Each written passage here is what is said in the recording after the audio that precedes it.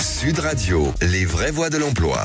On vous souhaite la bienvenue, les vraies voix de l'emploi ce soir. On parle de la semaine des 4 jours. Semaine des 4 jours qui s'installe un petit peu partout dans le débat public et au cœur des entreprises. Faut-il avoir un nouvel équilibre entre la performance et la qualité de vie ou un risque pour la compétitivité et l'organisation du travail? Expérimentée en tout cas ou contestée, elle divise autant qu'elle intrigue. Et nos invités ce soir pour en parler, Bertrand Martineau, économiste et spécialiste du travail à l'Institut Montaigne, auteur du livre Le travail est une solution, coécrit avec Franck Morel. Coécrit avec Franck Morel aux éditions Hermann. Bonsoir. Bonsoir. Ouais, bonsoir. Et Julien Leclerc, entrepreneur, on pourrait dire même serial entrepreneur, auteur de livres. Alors vous aviez écrit Salaud de patron qui vous avait fait connaître, et le dernier, Recherche désespérément salarié, publié chez Fayard. Bonsoir. Recherche salarié désespérément. C'est l'inverse. Ah oui, c'est vrai que c'était en vrai. En tout cas, vous le trouverez de toute façon aux éditions Fayard. Allez, on vous souhaite la bienvenue. Les vraies voix Sud Radio. Et on va commencer avec vous, Bertrand Martineau, économiste et spécialiste du travail à l'Institut de Montaigne, auteur de ce livre Le travail est la solution, coécrit avec Franck Morel aux éditions Hermann. Pourquoi est-ce la solution? Le travail? Oui. De 4 semaines. Les 4 semaines ou le travail en général? Non, mais la journée des 4 jours. Non, vous êtes contre, vous, la semaine de 4 jours. Je suis ni pour ni contre. C'est bien simplement. Au contraire. Bien au contraire. Voilà. Non, je pense que ce serait une catastrophe économique de l'imposer, évidemment, à tous les salariés et toutes les entreprises de ce pays. Enfin, ça va de soi.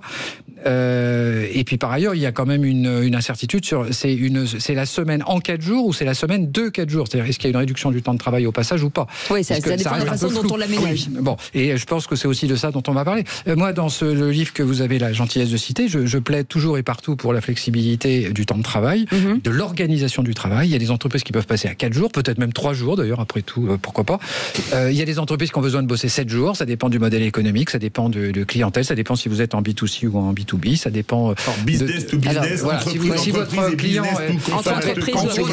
ça dépend si vous avez un magasin avec des heures d'ouverture pour voir des clients, il faut être là, il faut être ouvert. Ça dépend si vous travaillez dans des bureaux, si vous êtes. Ça dépend aussi de la rentabilité de l'entreprise. Il y a des entreprises qui peuvent, par exemple, moi j'en connais, qui sont extrêmement rentables et qui se mettent d'accord avec leurs salariés pour dire bon, on va faire un peu moins de salaire et puis un peu moins de travail. En échange, d'ailleurs, on va vous diminuer le télétravail. D'accord. Voilà, donc vous n'allez plus faire du présentéisme. Donc vous allez travailler sur 4 jours, ça va être beaucoup plus intensif. Vous n'allez pas pouvoir aller travailler le vendredi où en fait vous allez surtout faire vos shoppings sur Internet, etc. Vous allez vraiment bosser. Donc il y a plein d'organisations du travail possible. Mais ça se fait en accord avec les salariés. Alors, il faut que ce soit en accord avec les salariés, évidemment, sinon voilà. Je sais que dans beaucoup d'endroits, c'est un facteur d'attractivité, donc c'est très bien. Toutes les entreprises qui peuvent le faire, aucun problème.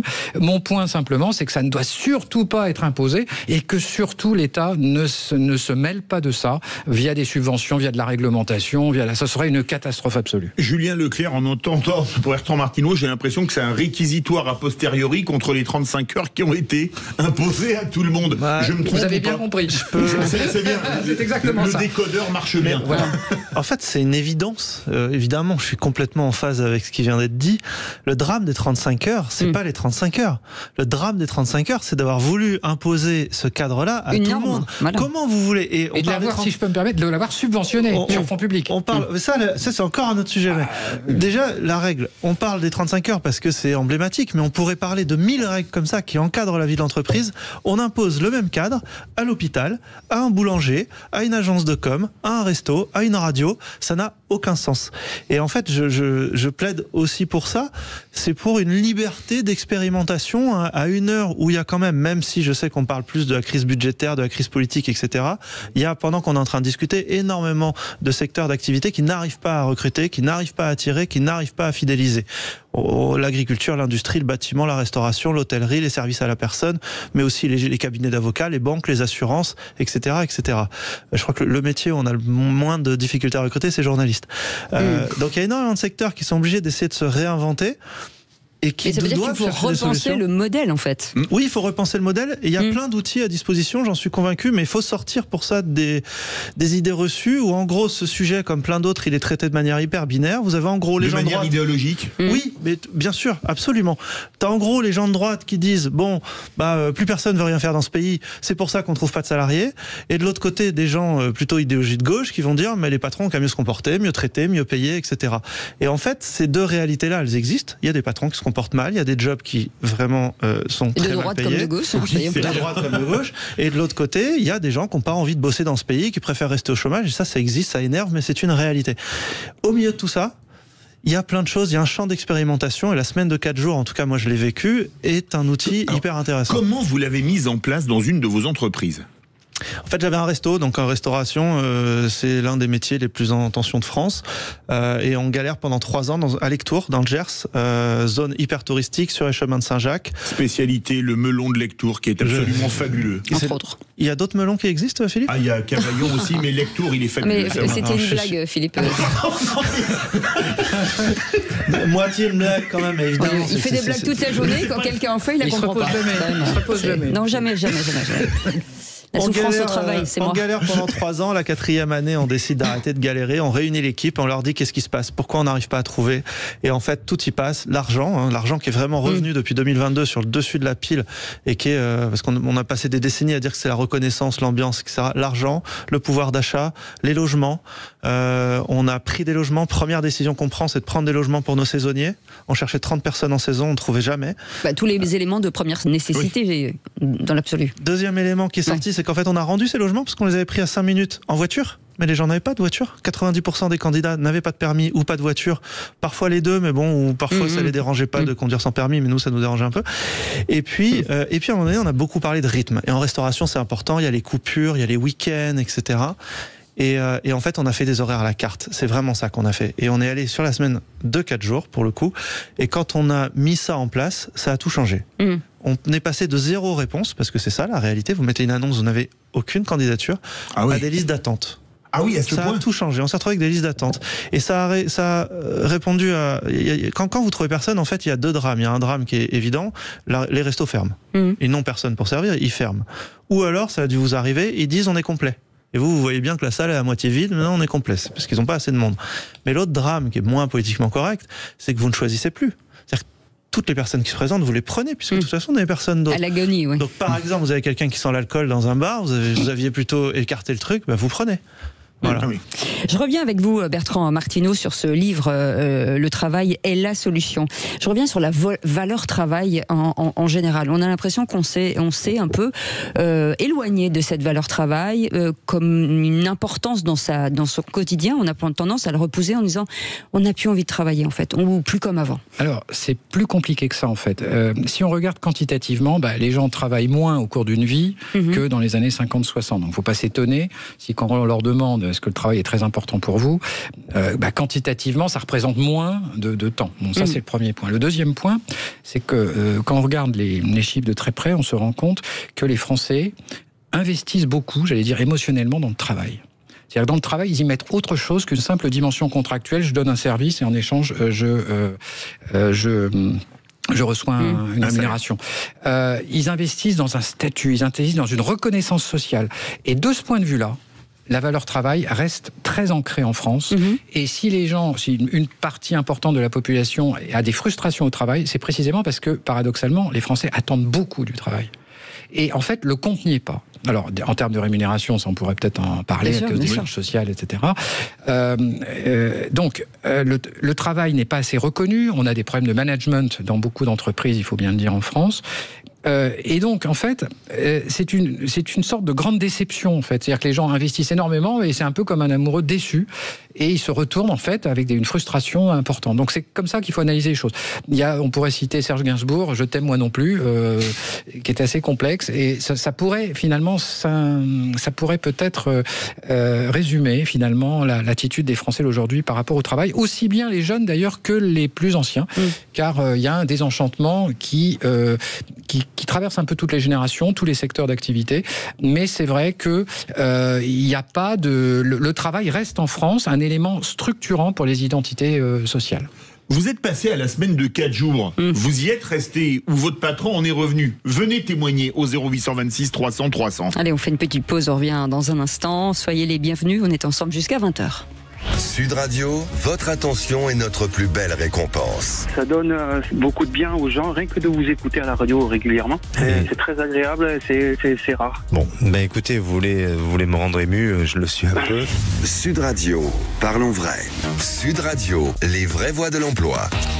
Les vraies voies de l'emploi, cette semaine de 4 jours, faut-il l'imposer, pas l'imposer, la transformer en fonction de l'entreprise? En tout cas, on en parle avec nos invités ce soir. Bertrand Martineau qui est avec nous et qu'on remercie bien sûr d'être là ce soir, économiste et spécialiste du travail à l'Institut Montaigne, auteur du livre « Le travail est la solution », coécrit avec Franck Morel aux éditions Hermann. Et puis notre second invité, Julien Leclerc, entrepreneur, auteur des livres « Salaud de patron » que vous connaissez bien et « Recherche salariés désespérément publié chez Fayard. Philippe. Alors, cette question, la semaine de 4 jours, vous l'avez mise en place dans un restaurant. Est-ce qu'on pourrait la mettre en place plus facilement dans l'industrie ou plus facilement dans les services? Pour moi, c'est vous qui connaissez un peu tous les secteurs. Plutôt dans l'industrie. Pour répondre très vite à ta question, à partir du moment où il y a des horaires, on peut faire des rotations et où le client n'est pas forcément attaché à la personne. C'est-à-dire que dans un resto, même si on a un serveur ou une serveuse préférée dans le resto où on va régulièrement, néanmoins, ce qu'on veut, c'est notre café, notre plat, etc. Pour moi, c'est facile là. Il y a des rotations, donc ça s'organise. Ça prend un peu plus de temps. Des plannings à la carte, c'est plus long à faire. C'est beaucoup d'allers-retours, c'est un peu rock'n'roll, c'est quelques cheveux de perdus ou quelques cheveux blanchis. Il m'en reste encore un peu, pardon Philippe.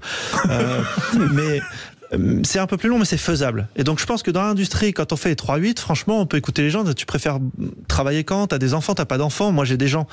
On dit les gens veulent pas bosser le week-end. Moi, j'ai des gens qui voulaient absolument bosser le week-end. Bertrand disait tout à l'heure, semaine de 3 jours. Moi, j'ai des salariés qui, donc on a mis la semaine de 4 jours.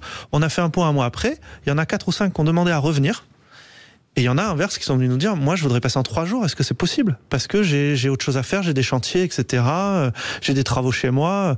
Donc je pense que quand on est à la carte dans des métiers où il y a une rotation et où il n'y a pas un attachement fort à la personne, c'est faisable. Dans les services, c'est un peu plus compliqué parce qu'il faut que tout le microcosme dans lequel on est, les fournisseurs, les clients l'acceptent. C'est-à-dire que vous voulez pas, dans la com par exemple, vous avez un chef de projet, il peut pas disparaître tous les vendredis du jour au lendemain si le client il est pas opérationnel. Et pour moi, même si il y a beaucoup de chemin, et vous l'avez dit Cécile en début d'émission, qui a été fait sur ce sujet-là, on n'est pas encore complètement mature. C'est pas encore passé naturellement. Bertrand Martineau, est-ce qu'il faut repenser, en fait, mettre tout par terre et repenser forcément une formule en phase avec la société d'aujourd'hui?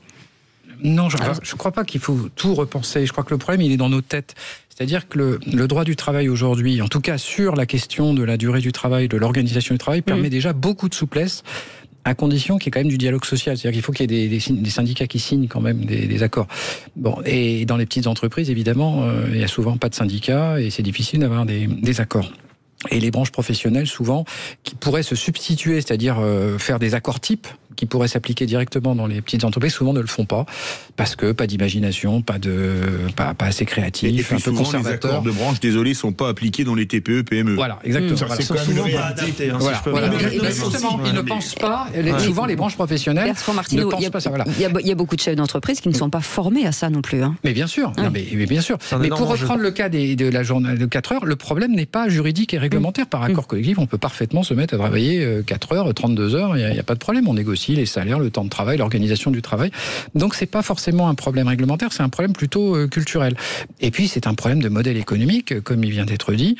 Dans une grande entreprise, par exemple une industrie, c'est plus facile effectivement de faire des organisations du travail flexibles, de faire rotationner, j'allais dire, de faire tourner les personnels. Quand vous êtes dans un magasin avec 3 personnes ou 2 personnes par exemple, si vous faites la semaine de 4 jours par exemple, ça veut dire quoi? Ça veut dire qu'il faut recruter une 3e personne. Très bien, mais est-ce que l'entreprise a la capacité d'augmenter d'un tiers son effectif? C'est peu probable. Vous voyez, donc c'est quand même pas c'est pas totalement évident, et ça dépend. Il n'y a pas de cousu humain. Et là, je pense que c'est à chaque organisation, que ce soit dans le privé ou dans le public d'ailleurs, de réfléchir à l'organisation du travail. Et ça ne passe pas forcément par des réductions de temps de travail ou de la semaine de 4 jours. Ça peut être une réflexion sur le rythme de travail, ça peut être une réflexion sur les ruptures. Et par exemple, dans la restauration, c'est un vrai sujet. La question des coupures, par exemple. Eh ben, il y a des restaurants qui s'organisent plus ou moins intelligemment. Ceux qui s'organisent intelligemment, ils sont un peu plus attractifs pour leur main-d'œuvre que ceux qui imposent des coupures longues et qui coupent la journée en deux. Oui, mais je disais peut-être réactiver ou reformer certains entrepreneurs, un chef d'entreprise qui tout à coup ouvre une société. On apprend sur le tas, on le sait tous ceux qui ont des entreprises savent qu'il n'y a pas de diplôme pour cela, et qui se retrouvent très vite avec 5, 6, 15, 20 salariés et qui n'a pas peut-être cette capacité de se dire je vais réorganiser mon travail parce que vous êtes dans l'urgence, parce que voilà, il y a aussi peut-être une formation ou quelque chose à mettre en place quand même. C'est un énorme sujet de société, la formation des dirigeants d'entreprise d'une manière générale. C'est une population qui se sent très seule, qui s'en plaint beaucoup. 70% des chefs d'entreprise souffrent de solitude devant les responsabilités, le stress, etc. Quand la boîte va pas bien, on parle souvent des 3D, c'est dépôt de bilan, dépression, etc. Donc divorce.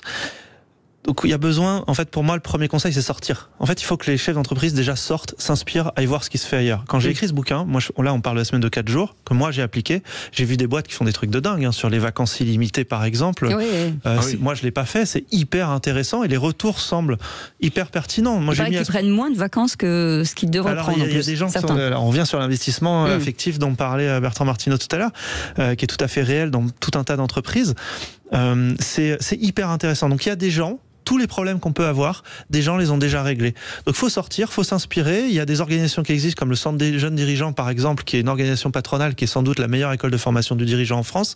Il y a des endroits. Il faut sortir de sa boîte, faut pas rester tout seul devant ces problématiques parce que sinon, c'est là où on dit de toute façon plus personne veut bosser dans ce pays, donc j'arrive à trouver personne et on ne règle pas le problème.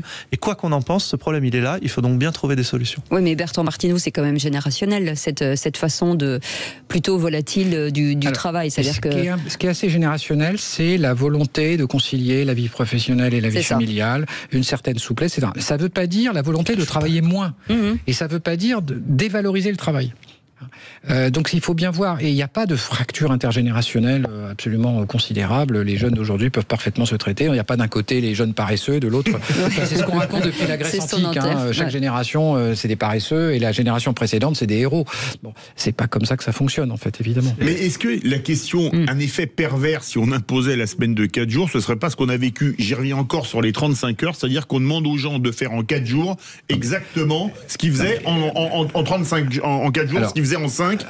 Comme ils ont fait en 35 heures, ce qu'ils faisaient en 39. Imposer la semaine de 4 jours serait évidemment une catastrophe économique de grande ampleur.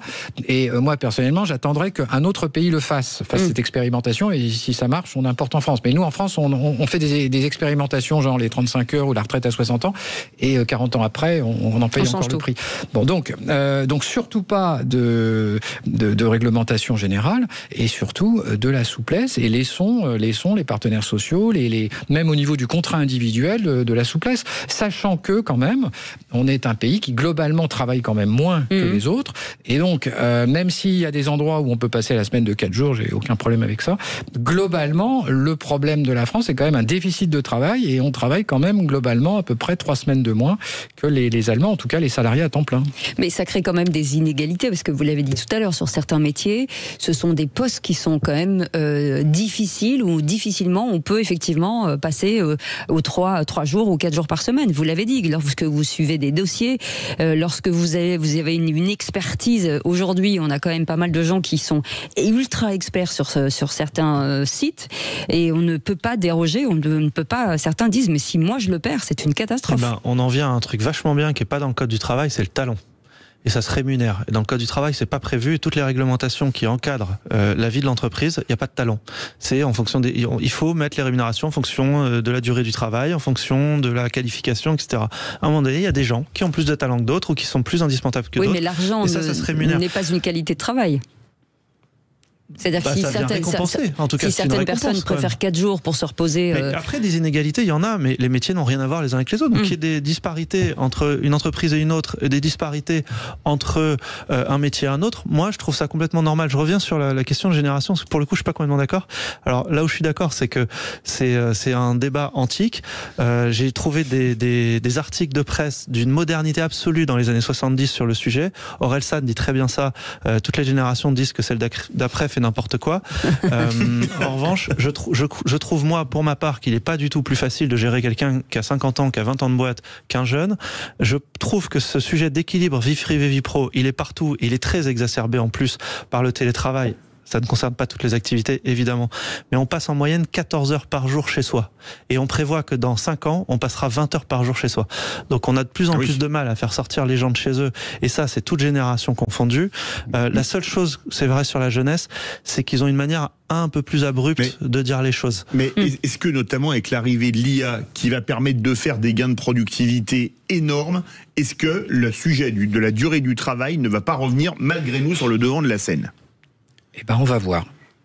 Jusqu'à présent, jusqu'à présent, vous voyez, la révolution numérique, elle date pas d'hier. Non, c'est clair. Jusqu'à présent, et qu'est-ce qui s'est passé ? On a perdu de la productivité, enfin des gains de productivité, c'est-à-dire la productivité a ralenti. Bon, l'intelligence artificielle, les économistes, les prospectivistes ne sont pas d'accord sur la capacité à faire des gains de productivité.